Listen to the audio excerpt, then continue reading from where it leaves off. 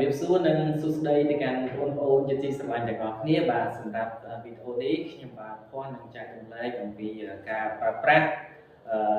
ទៅនឹង there is ហើយនិង there are ថាតើការប្រើប្រាស់ there is និង there are យ៉ាងដូចម្ដេចតោះអញ្ចឹងកុំឲ្យខាត់ពេលវេលាយូរយើងមកតាមដានទស្សនានៅការពន្យល់ពីខ្ញុំបាទទាំងអស់គ្នាបាទអញ្ចឹងមុននឹងចូលទៅដល់ការប្រើប្រាស់អ្នកទាំងអស់គ្នាអ្នកសិក្សាទាំងអស់គ្នាត្រូវតែស្គាល់អ្វីទៅ there is ហើយនឹង there are តាអញ្ចឹងយើងមកដឹងទាំងអស់គ្នាបាទអញ្ចឹងពាក្យ there is ហើយនឹង there are បាទអញ្ចឹង there is និង there are បកថាមានអូខេបកថាមានអូខេអញ្ចឹង there is គឺយើងប្រើជាមួយនឹង singular nouns singular nouns មានន័យថានាមឯកវចនៈអ្វីទៅនាមឯកវចនៈគឺជាវត្ថុឬក៏របស់ឬក៏អ្វីមួយដែលមានតែមួយពាក្យ singular មានន័យថា one singular ឯកមួយទេអូខេតមក there are គឺយើងប្រើជាមួយនឹង plural nouns តើអ្វីទៅ plural nouns បកប្រែខ្មែរថាពហុវចនៈពាក្យថាពហុមានន័យថាធូណាអូខេទៅពាក្យ plural ច្រើនអាចនិយាយថាធូអូខេធូចុចអូខេចាប់ពី2ឡើងទៅអូខេតែអញ្ចឹងយើងកុំឲ្យខាត់ពេលវេលាយូរយើងមកមើលឧទាហរណ៍ទាំងអស់គ្នាតែអញ្ចឹងខ្ញុំមាន6ប្រយោគបាទ 6 sentences តែអញ្ចឹង the first sentence is there is a book in my bag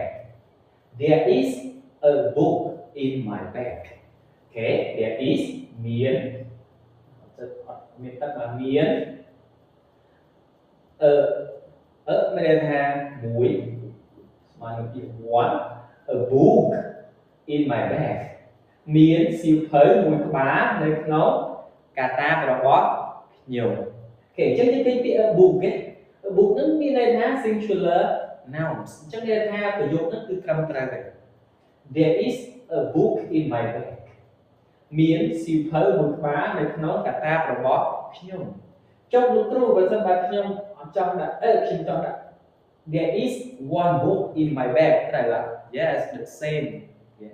ត្រូវខុសទេទាំងពីរអូខេតែអញ្ចឹងប្រយោគទី2 second sentence there is a dog on the table អូខេ there is មានគឺ singular ស្មើពី one អូខេ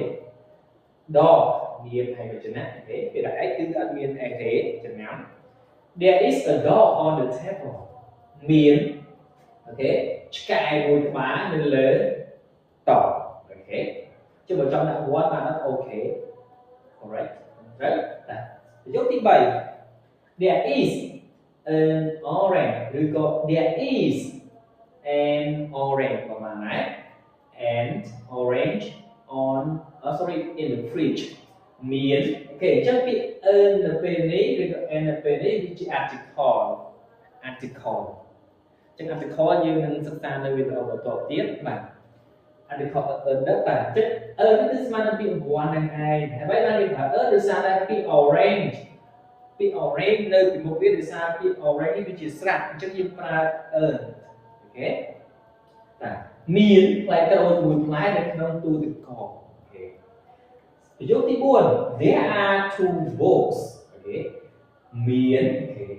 នេះគឺ plural គេពាក្យថា two វាថា plural ហើយគេ books plural noun អញ្ចឹង plural nouns ជាទូទៅមាន s ជាទូទៅមាន s អូខេ there are two books in my bag អញ្ចឹងទៅអូខេមានសៀវភៅពីរក្បាលនៅក្នុងកាតាបរបស់ខ្ញុំដាក់ទៅមកអញ្ចឹងឡើយនេះវាជិតយើងយកដាក់ទៅមកឬក៏យើងអាចបង្កើតនៅ clear ផ្សេងក៏បានដែរអូខេតែអញ្ចឹងយើងចូលមកសំណួរទី5 sorry ប្រយោគទី5 there are 5 cats there are 5 cats មាន5គឺ plural គេ5គេ5គេ5នេះ5បាទដោយសារដៃជាប់កាន់ blue marker គេ there are 5 cats អូខេ on the table អីចឹងទៅក៏អីចឹងមកអូខេមាន ឆ្មា5ក្បាលនៅលើតុអីចឹងទៅឧទាហរណ៍អញ្ចឹង cats នេះ cat នេះមានអីហើយនេះជា plural អូខេរូបវចនៈគេអញ្ចឹង the last sentence ប្រយោគចុងក្រោយសំណួរចុងក្រោយ sorry ប្រយោគចុងក្រោយ there are 10 oranges អូខេនិយាយពី oranges នេះជា plural noun មាន s អញ្ចឹងមានផ្លែក្រូច10ផ្លែ in the fridge ចឹងមក okay there are 10 oranges in the fridge ចឹងទៅអូខេមានផ្លែក្រូច10ផ្លែនៅក្នុងទូទឹកកកអញ្ចឹងទៅអូខេអូខេតើតើទៅនឹង there is នេះ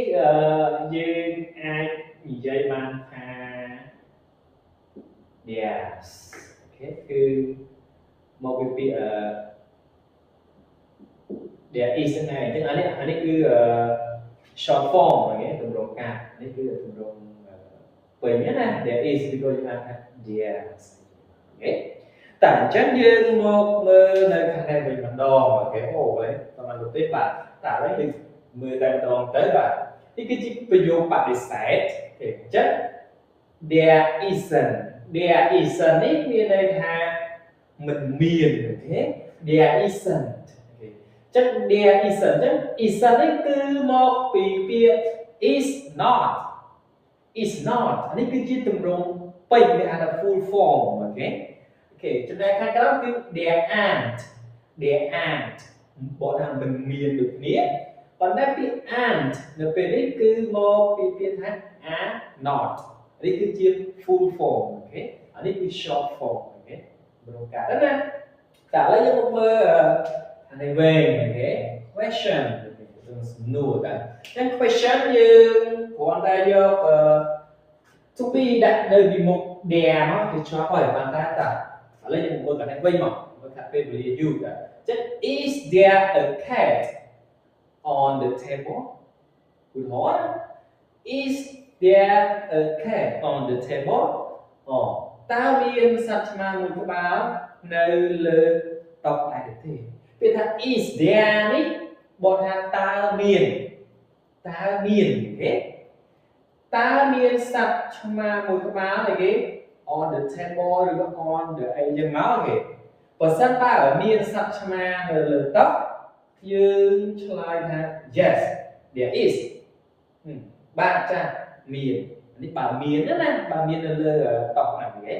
បើសិនបើមិនមានទេ no there isn't ទេមិនមានសត្វឆ្មាមួយក្បាលនៅលើតុទេអូខេតាអញ្ចឹងបន្ទាប់មកសំណួរទី2ប្រយោគទី2តា are there 10 oranges in the fridge are there 10 oranges in the fridge តើមាន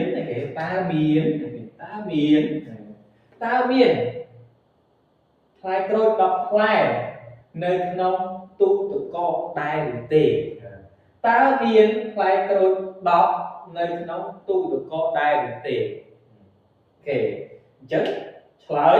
yes គេថាបើមាន yes there are អាហ្នឹងបាទឬក៏ចាមានផ្លែក្រូច10ផ្លែនៅក្នុង fridge ទូទឹកកកហ្នឹងអូខេបើសិនបើមិនមាន no there aren't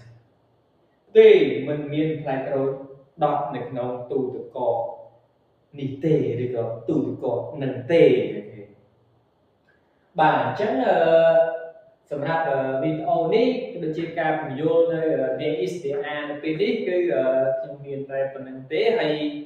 ប្រសិនបើអ្នកសិក្សាក៏ដូចជាបងប្អូនដែលកំពុងទស្សនាក៏ដូចជាបានមើលនៅវីដេអូរបស់ខ្ញុំបានខកពន្យល់ដូចជាបកស្រាយហើយ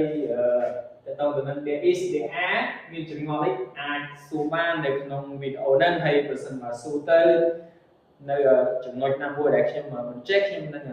សិក្សាស្រាវជ្រាវ research បន្ថែមទៀតសម្រាប់អ្នកសិក្សាទាំងអស់គ្នា